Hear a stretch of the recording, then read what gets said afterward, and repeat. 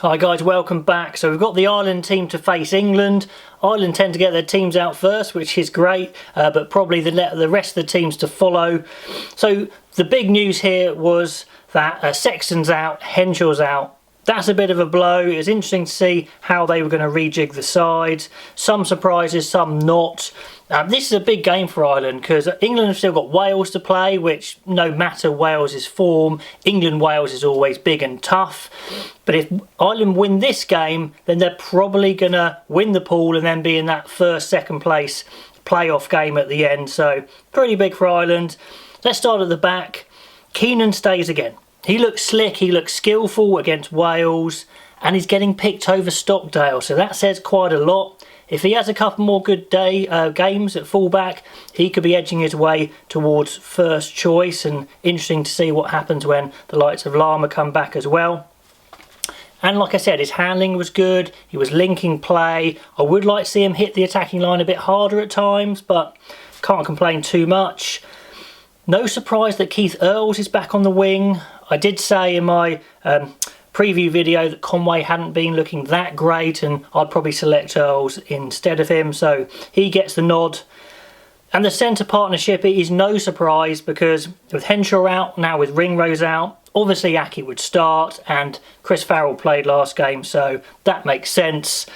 They might even fancy their chances to dominate physically over the England centres, who may be a bit smaller than them, so that'll be interesting to see.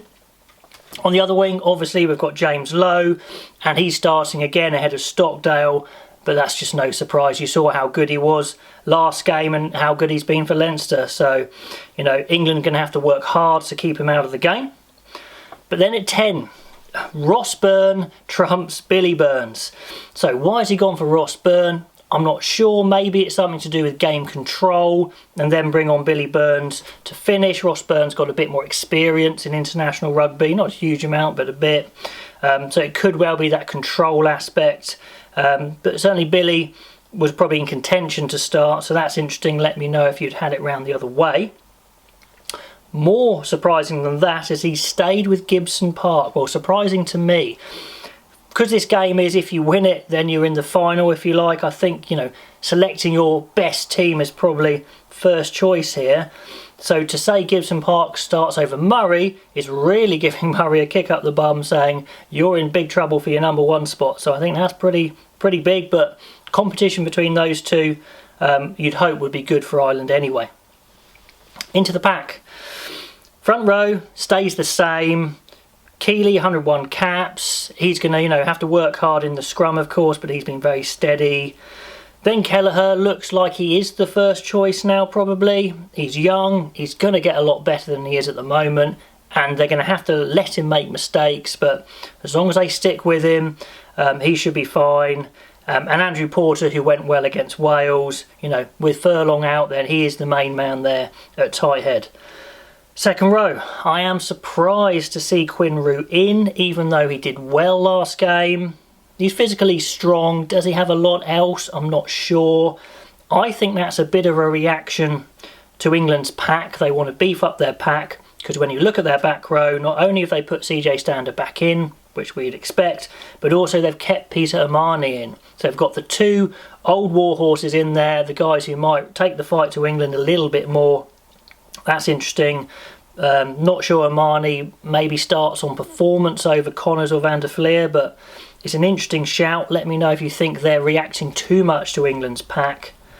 And James Ryan captains, that's a biggie. So hopefully trying to wean him into the captaincy. I've heard on Irish media Gary Ringrose is the other candidate, but I think it's much better to have a captain in the pack if you can. Caelan Doris switches to 8, looks like he's cemented first choice, as in he starts, I mean, either 6 or 8. And be interesting to see if they use Doris with some interesting attacking back row moves, because he is very skillful and quick as well.